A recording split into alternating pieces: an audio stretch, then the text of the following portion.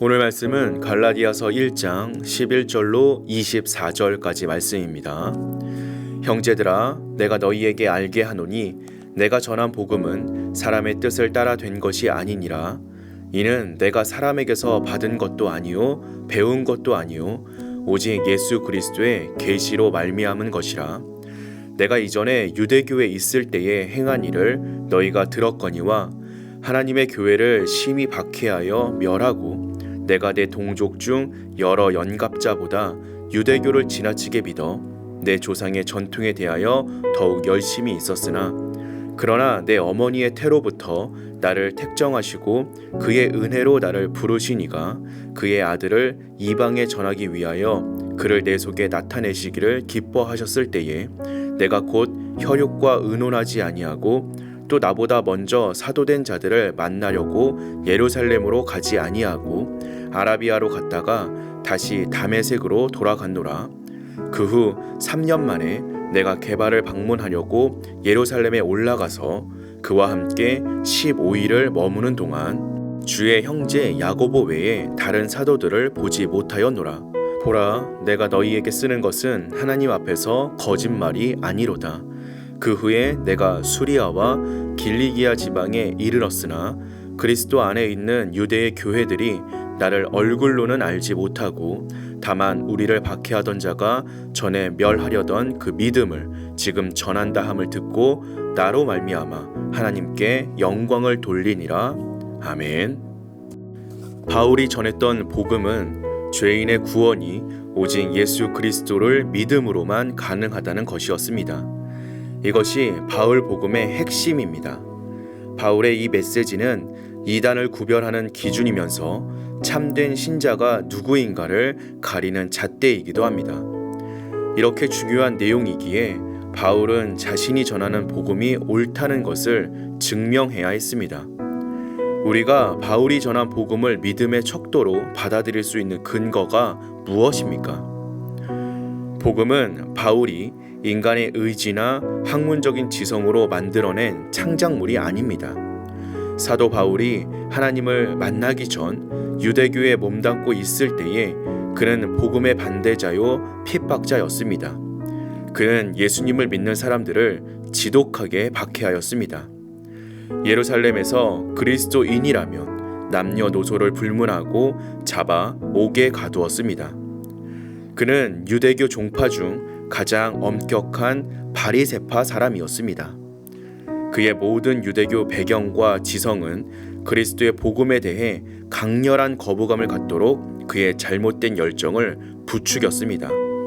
그렇기에 바울은 예수님을 대적하고 복음을 핍박하는 사람이 될 수밖에 없었습니다. 이러한 바울을 은혜로 부르셔서 복음을 깨닫게 하시고 복음을 전파하는 자로 세우신 것은 전적인 하나님의 능력이었습니다. 그래서 사도 바울은 복음을 전할 때마다 자신에게 부어진 하나님의 전적인 은혜와 사랑을 이야기하지 않을 수 없었습니다. 사도 바울은 자신의 의지로 사도가 된 것이 아니라 하나님께 부름을 받은 것입니다. 바울을 향한 하나님의 부르심 때문에 그는 이방의 복음을 전하기 위한 사도로서 자신의 삶을 하나님께 드렸습니다.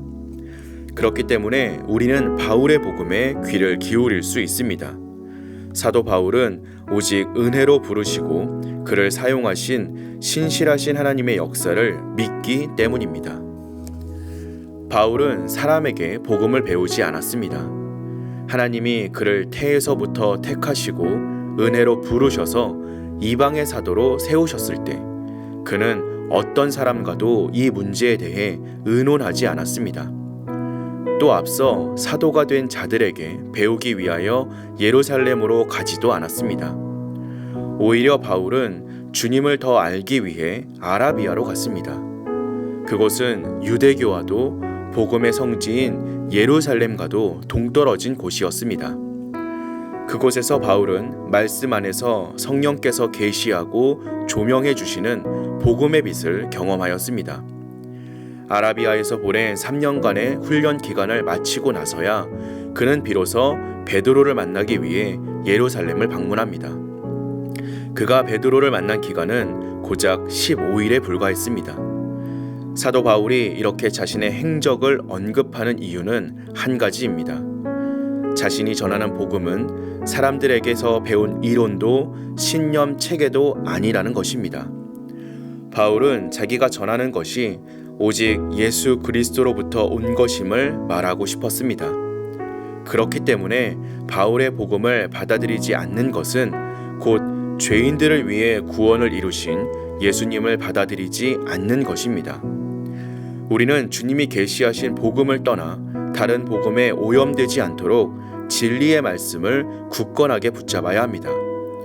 우리가 복음 안에 굳건하게 설 때 복음은 삶을 변화시킬 것이고 하나님은 우리의 변화를 통하여 주변 사람들이 하나님께 영광을 돌리도록 역사하실 것입니다. 바울은 이방인의 사도로 주님께 부름받은 사람입니다. 그가 전한 복음은 사람의 뜻에 따라 만들어진 것도 아니며 권위 있는 사람들이 가르친 것도 아닙니다. 오직 예수 그리스도께서 그를 택하시고 은혜로 부르셔서 깨닫게 하신 것입니다. 우리가 믿음으로 이 복음 안에 거한다면 우리의 변화를 통하여서 하나님이 영광을 받으실 것입니다. 우리의 삶을 통해 하나님께 영광을 돌려드리는 저와 여러분들 되시기를, 믿음의 자녀들이 되시기를 주님의 이름으로 기도하겠습니다.